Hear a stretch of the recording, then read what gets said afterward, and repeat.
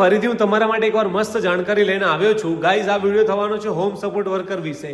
હવે home support worker જે બી તમારા મિત્રો છે કેનેડામાં, એમને આ વિડીયો મોકલી દેજો એટલે એમને યુઝફુલ થાય.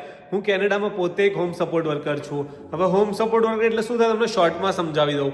હોમ સપોર્ટ વર્કર એટલે થાય કે ઘરે ઘરે જઈને જે કેર આપે, મતલબ કેવું કે એક દિવસમાં અમને સ્કેડ્યુલ આપવામાં આવે, 5 થી 7 લોકોને જોવાના હોય તો 5 થી 7 લોકોને અમારે ઘરે ઘરે જવાનું અને જે બી ટાસ્ક હોય પૂરા કરવાના. મતલબ કોઈની જોડે અમારે એક્સરસાઇઝ કરવાની, કોઈની જોડે ચાલવા જવાનું, કોઈની જોડે બેસવાનું, કોઈને શાવર આપવાનું, કે એવા બધા કામ. બરાબર, એને કહેવાય હોમ સપોર્ટ વર્કર. હવે બધા લોકો એમ સમજે કે છે કે હોમ સપોર્ટ વર્કર એટલે PSW થાય, પણ મિત્રો એવું નથી. હોમ સપોર્ટ વર્કર અને PSW અલગ અલગ છે. હોમ સપોર્ટ વર્કર એટલે શું કે ભાઈ ઘરે ઘરે જઈને, જેમ મેં પહેલા કીધું. હવે PSW નું ટાઇટલ છે મારું, કેવું કે હું એને PSW નું ટાઇટલ મળે, પર્સનલ સપોર્ટ વર્કર. ભલે હું હોમ સપોર્ટ વર્કર છું તો બી, પણ PSW એકચ્યુઅલમાં ક્યારે થાય કે ત્યારે તમે કોઈ ફેસિલિટીમાં કામ કરતા. ફેસિલિટી એટલે કે રિટાયરમેન્ટ હોમ થઈ ગયા. રિટાયરમેન્ટ હોમ એટલે કેવું કે ઘણા બધા સિનિયર્સ હોય, એ રિટાયર્ડ હોય અને એમના મતલબ સ્પેસિફિકલી આખી એક બિલ્ડિંગ હોય, એને રિટાયરમેન્ટ હોમ કહેવાય. પછી લોંગ ટર્મ કેર, જેને આમ 24/7 અસિસ્ટન્સ જોઈતું હોય, ત્યાં નર્સ પણ હોય અને ત્યાં બધું હોય, એટલે કેવું કે એ લોકોની એક અલગથી બિલ્ડિંગ, એને લોંગ ટર્મ કેર કહેવાય. હવે એવામાં તમે કામ કરતા હોય તો તમારા PSW મતલબ PSW રિયલ કહેવાય, બાકી તમે હોમ સપોર્ટ વર્કર કહેવાય જો ઘરે કામ કરતા હોય તો. હવે હોમ સપોર્ટ વર્કર કેનેડામાં 2026માં કેટલું ઇફેક્ટિવ છે PR માટે, મેઇન વાત છે. બરાબર, કેમ કે મોસ્ટલી કેવું કે લોકો આને મતલબ PR માટે જ ગણે છે.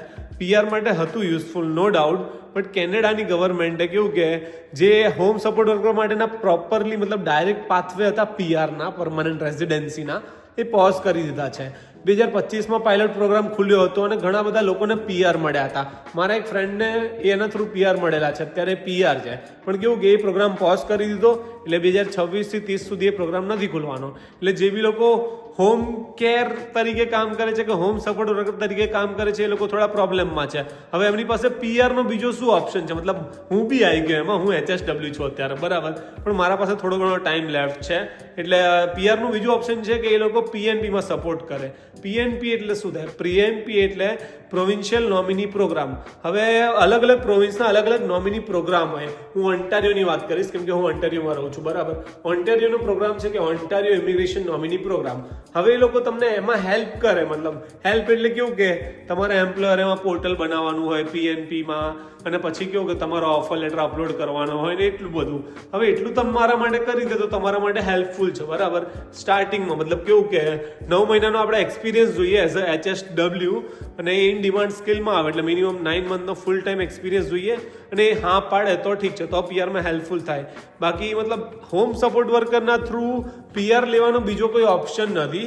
હું ઓન્ટારિયોની વાત કરી રહ્યો છું સ્પેસિફિકલી કેમ કે હું પોતે ઓન્ટારિયોમાં છું અને હું પોતે HSW તરીકે કામ કરું છું.